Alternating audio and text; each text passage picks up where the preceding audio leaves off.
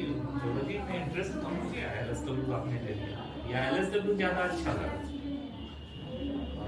दरअसल नौकरी में होने के कारण समय की एक कमी होती थी और विषय वस्तु भी सहज तरीके से ये उपलब्ध रहता था। और मैं जहाँ हूँ वहाँ पर जियोलॉजी के लिए उतना टीचर या और अन्य पाठ्य सामग्री की उपलब्धता कम होने के कारण मुझे इस विषय को। अच्छा, अभी आप जॉब में हैं? जी। कहाँ पर जॉब में? ईस्टर्न रेलवे में असिस्टेंट, टेक्निकल असिस्टेंट के तौर पर हूँ, इलेक्ट्रिकल डिपार्टमेंट। अच्छा, कहाँ पोस्टिंग है आपकी? सियालदह डिवीजन में। आपका जॉब प्रोफाइल क्या होता है, वहाँ क्या करते हैं आप? टेक्निकल असिस्टेंट का पोस्ट होता है इलेक्ट्रिकल डिपार्टमेंट में। जो कोई भी समस्या होगी उसको अपने से हायर अथॉरिटी को इन्फॉर्म करना होगा।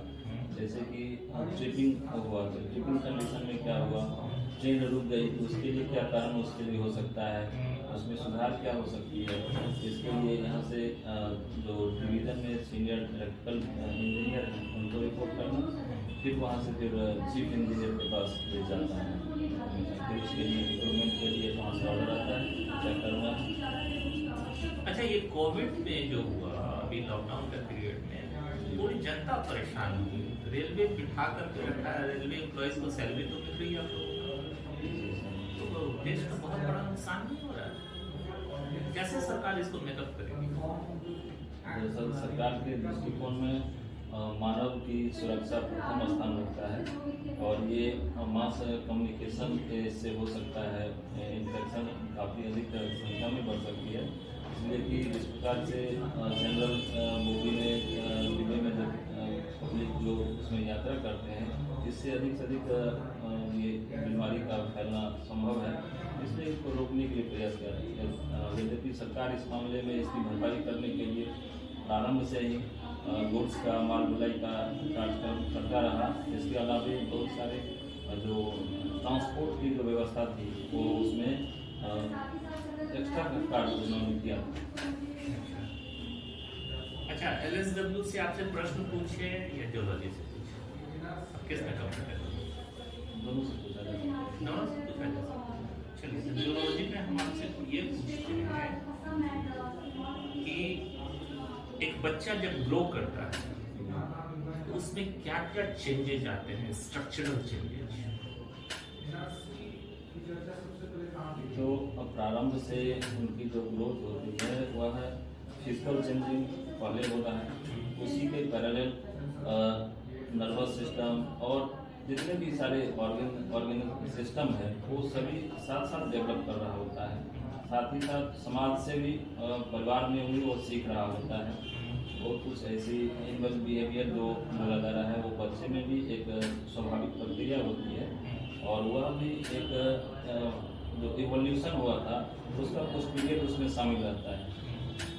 जैसे कि उनका इंटरनल डेवलपमेंट ईयर का और फिर लंग्स का, ये कुछ बहुत कुछ ऐसी होती है और जो प्रक्रिया वो लगातार चल रहा होता है। स्ट्रक्चरल डेवलपमेंट तो ये नहीं, उसके स्ट्रक्चर में क्या चेंजेस आते हैं एक बच्चे से बड़े होने में? ये तो फिजिकल डेवलपमेंट की बात हो रही थी, स्ट्रक्चर में कोई चेंज होता है कभी?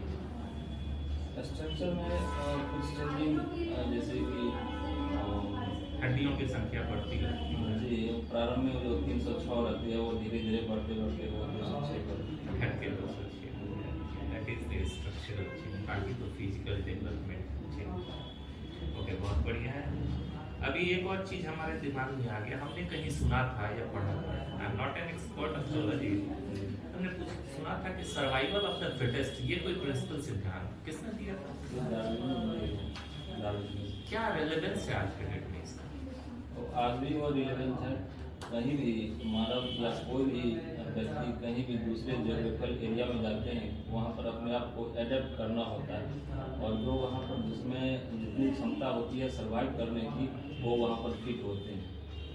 आप इसको अभी कोरोना पीरियड में, कोरोना का असर इंडिया पर जो पड़ा है, इससे इस सिद्धांत को रिलेट करके बता सकते हैं?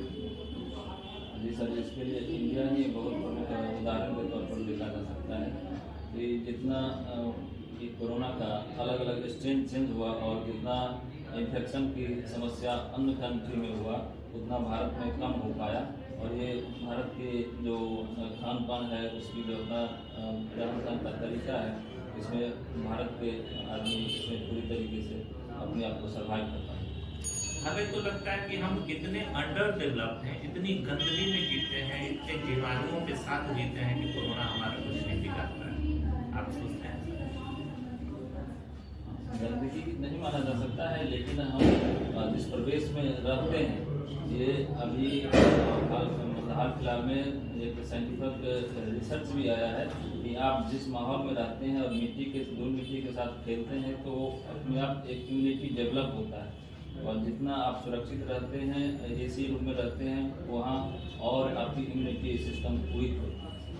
बहुत बढ़िया, आपकी पर्सनैलिटी बड़ी प्लेजेंट है। मुझे लगता है कि आप एसडीएम बन के जाएंगे तो पूरे क्षेत्र को बड़ा प्रभावित करेंगे, पॉजिटिव वे में एनर्जाइज करेंगे।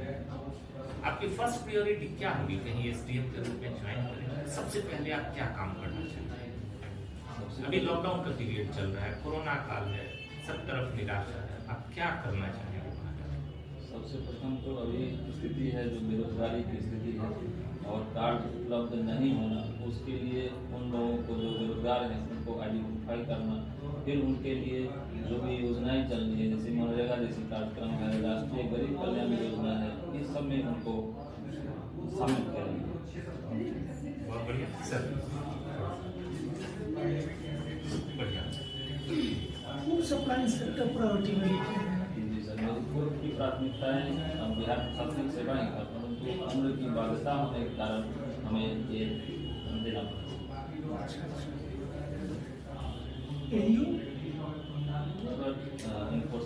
Labour enforcement sir, class 3 services में पहले हुआ करता था ये सर।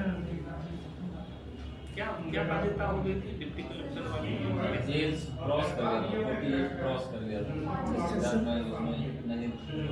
ऐसा कुछ रिस्ट्रिक्शन है क्या? आई डोंट थिंक सर, ऐसा तो कुछ रिस्ट्रिक्शन नहीं है। ये लिमिटेशन है, मुझे नहीं लगता, हम लोग खुद कैंडिडेट रहे हैं उसके।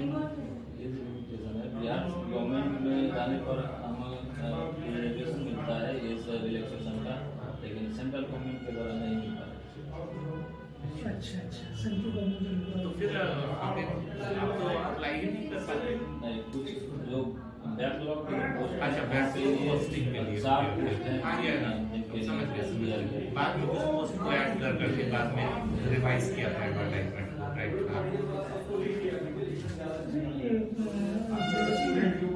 राइबोसोम क्या होता है? ये जनरली प्रोटीन सिंथेसिस का काम किया जाता है। ये 3 प्रकार का रहता है, मैसेंजर राइबोसोम और ट्रांसफॉर्मर करके, मतलब ट्रांसफॉर्मेशन के लिए किया जाता है, और एक और इसको हम लोग बचपन में सुसाइडल बैग बोला करते थे। आप लाइसोसोम सर, राइबोसोम सॉरी,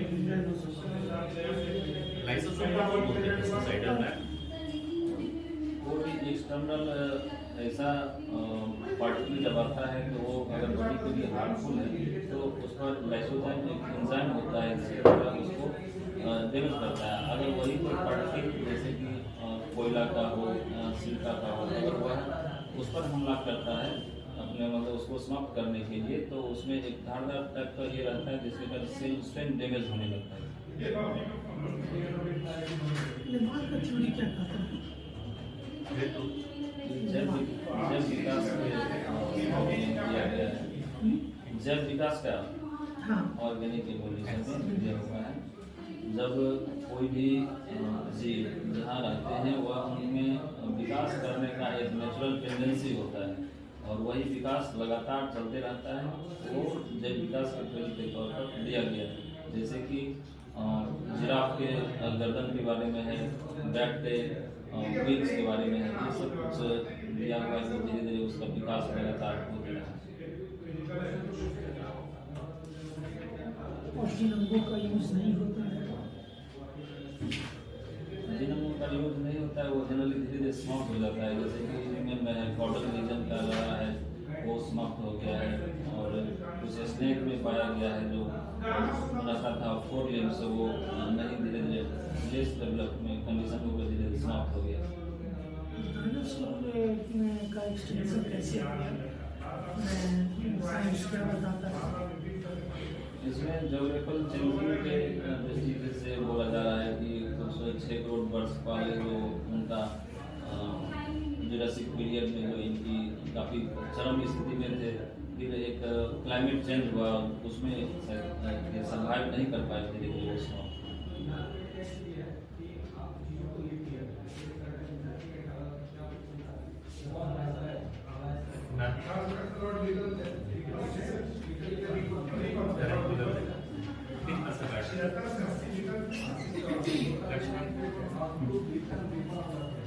अच्छा, आजकल सुनते हुएगा कि इनोवेशन के बारे में काफ़ी चर्चा हो रही है, नवाचार जो है इसके बारे में काफ़ी चर्चा हो रही है। तो ये बताइए कि अगर कृषि क्षेत्र में नवाचार को जोड़ दिया जाए, कृषि क्षेत्र में क्या हो सकता है?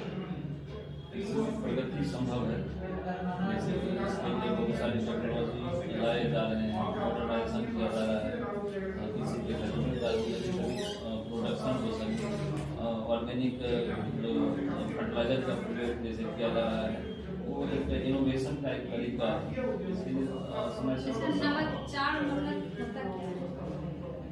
नवाचार इनोवेशन एक नई चीज को, एक कोई भी यूथ है या फिर कोई ऐसी जो एक नया तरीका किसी भी फील्ड में अपने आप को प्रोड्यूस करना चाहते हैं, मतलब कुछ नया चीज़ को लाना चाहते हैं, वो एक नई तकनीक हो सकता है, वो नई एक थ्योरी हो सकता है। भारत सरकार नवाचार के लिए योजना बनाई? अभी हाल ही में टेक्नो हैकाथॉन करके एक आयोजन भी किया गया था, और प्रधानमंत्री बहुत सारे प्लेटफॉर्म दिए हैं जहाँ पर युवाओं को जो अंडर मैट्रिक है या फिर इंटरमीडिएट क्लासेस में +2 में, उनके लिए बहुत सारे प्लेटफॉर्म दिए हैं जहाँ पर आकर के बच्चे उसके लिए इनोवेशन का एग्जीबिशन करते हैं, प्रदर्शन करते हैं।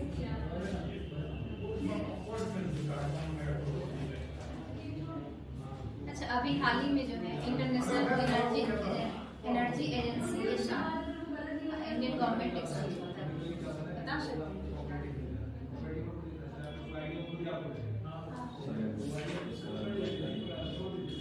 अच्छा, अभी के दुनिया में एनर्जी सबसे बड़ा फैक्टर है, बताइए कि एनर्जी के लिए भारत सरकार क्या क्या कर रही है? प्रारंभ से ही जैसे कि थर्मल पावर एनर्जी के लिए है, हाइड्रो पावर एनर्जी है, और नया रीन्यूएबल एनर्जी की इसके लिए काफ़ी इसके लिए प्रयास किया जा रहा है, जिसमें 175 गीगावाट का एक प्रोजेक्ट भी लाया गया है, जिसमें 60 गीगावाट है जो रीन्यूएबल एनर्जी के लिए विंड एनर्जी का है, और 15 जो सोलर एनर्जी और विंड एनर्जी के लिए ये प्रोग्राम सब चलाया जा रहा है। अच्छा, गुरुग्राम में जो है एक एनर्जी के लिए सेटअप किया गया है, क्या है बता सकते हैं?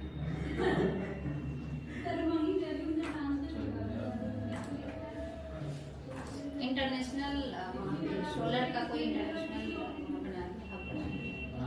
ये तो है जो इंटरनेशनल एनर्जी सोलर ISA का एसोसिएशन बना हुआ है, जिसमें भारत, फ्रांस ये सब बहुत से कुछ राष्ट्र हैं जिसमें जुड़ा हुआ है, और वहाँ पर सोलर पैनल का एक लगाया गया है। ठीक है, अभी आपका वर्तमान जॉब रेलवे कार्यरत है, तो बताइए कि बिहार में कौन सा जोन है? पूर्व मध्य रेलवे, हाजीपुर जोन। पूर्व मध्य रेलवे। अच्छा, पूर्व मध्य रेलवे जोन से कितने जोन का रेलगाड़ी गुजरती है? अनुमान लगा सकते हैं, हाँ, 6 या 7 टोटल 5।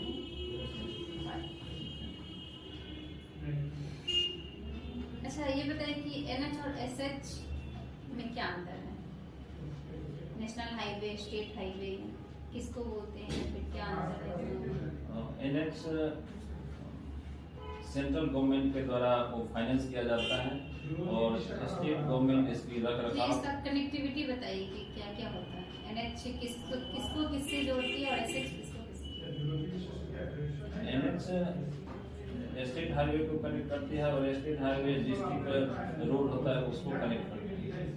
और जनरली एक स्टेट से दूसरे स्टेट को कनेक्ट करने का काम होता है।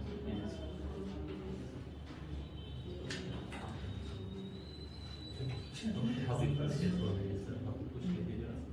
क्रिकेट क्रिकेट हॉबी क्या है आपकी?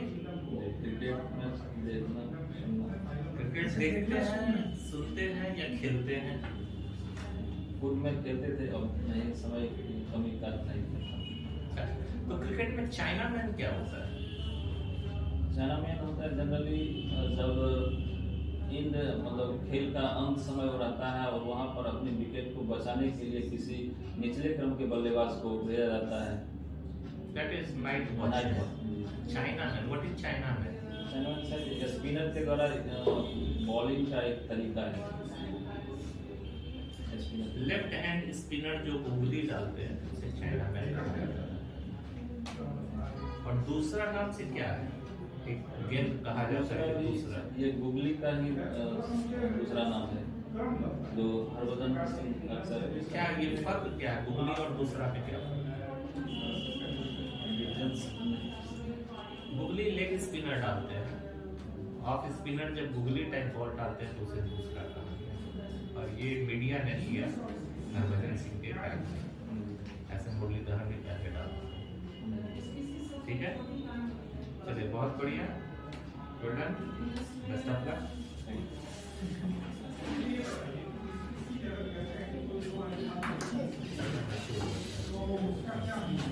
आइए आइए रिव्यू सुनिए। बहुत इंतजार कर रहा है आपको, देखो सीखा, हाँ देख देख के सीखा बहुत कुछ, बहुत